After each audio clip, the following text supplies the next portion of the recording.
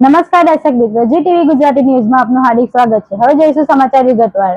ONGC કંપનીમાં નોકરી અપાવવાની લાલચ આપીને ખોટો કોલ લેટર બનાવી ટુકડે રૂપિયા 17,80,000 પડાવી લઈ નોકરી ન આપવા અને નાણાં પરત ન કરી છેતરપિંડી કરવાના ગુનામાં એક દંપતીની પોલીસે ધરપકડ કરી છે। પોલીસે નિર્મળ રઘુભાઈ ધાનાણી, કિંજલબેન નિર્મળભાઈ ધાનાણીની ધરપકડ થઈ છે। આરોપીઓ અલગ અલગ કંપનીઓના નોકરી અપાવવાની લાલચ આપી ખોટા ઇન્ટરવ્યૂઝ અને જોબ ઓફર લેટર બનાવી લોકોને ઠગતા હતા। પકડાયેલ નિર્મળ લોકોએ ઓએનજીસી, રિલાયન્સ તેમજ અન્ય પ્રાઇવેટ અને પબ્લિક સેક્ટર કંપનીઓમાં નોકરી આપવાની લાલચ આપી અને 72 લોકો પાસેથી પૈસા પણ પડાવ્યા હતા। कतरगाम पुलिस स्टेशन विस्तार में हमें कंप्लेंट मिली कि एक व्यक्ति नौकरी लगवाने के लालच में पैसे ले रहा था। तो जैसे ही हमने इसके बारे में तपास की तो हमें पता लगा कि जो हमारा विक्टिम है उसे ओएनजीसी में नौकरी लगवाने का लालच दिया गया और धीरे धीरे करके इंस्टॉलमेंट्स में उससे टोटल पैसे जो जब्त किए गए वो थे 17,80,000 रुपए।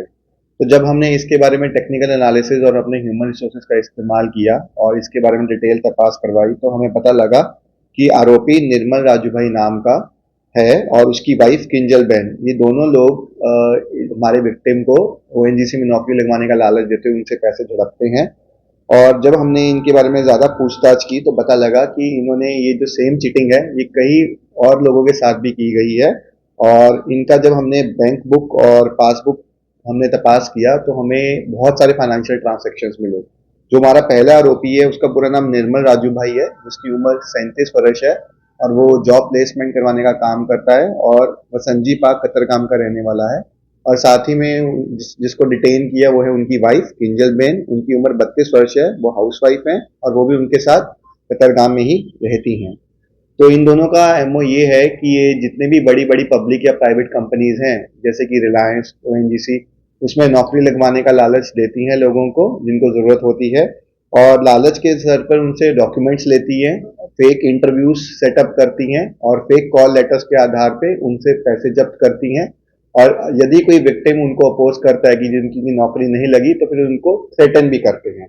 तो अब तक जितना भी हमने एनालिसिस किया है उससे पता लगा है कि लगभग 72 लोगों के साथ इनका ट्रांजैक्शन हुआ है और टोटल 80 लाख रुपए का फ्रॉड कर चुके हैं अभी तक। और जो विक्टिम्स हैं वो पूरे गुजरात राज्य के अलग अलग जगहों पर रहते हैं जैसे कि सूरत, अहमदाबाद, द्वारका, भरूच, वडोदरा। और दोनों हस्बैंड और वाइफ के खिलाफ भारतीय न्याय संहिता सेक्शन 318, 336, 338, 351 और 352 के अंदर एफआईआर दर्ज कर दी गई है।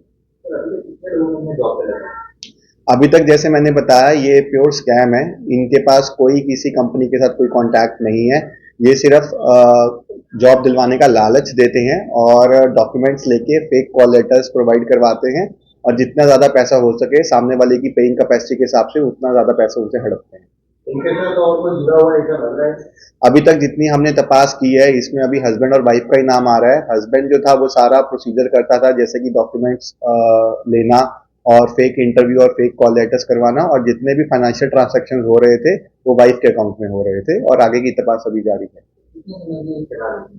ये काफी समय से चल रहा था, पिछले कुछ महीनों से। अभी जितने भी ट्रांजैक्शन हुए हैं जैसे मैंने बताया 72 लोगों के साथ ट्रांजैक्शन किए गए हैं तो उन लोगों के साथ धीरे धीरे कांटेक्ट किया जा रहा है और आगे की आगे चेन बढ़ेगी और जैसे ही इन तपास में आगे बढ़ेंगे शक्यता है कि इसमें और भी नाम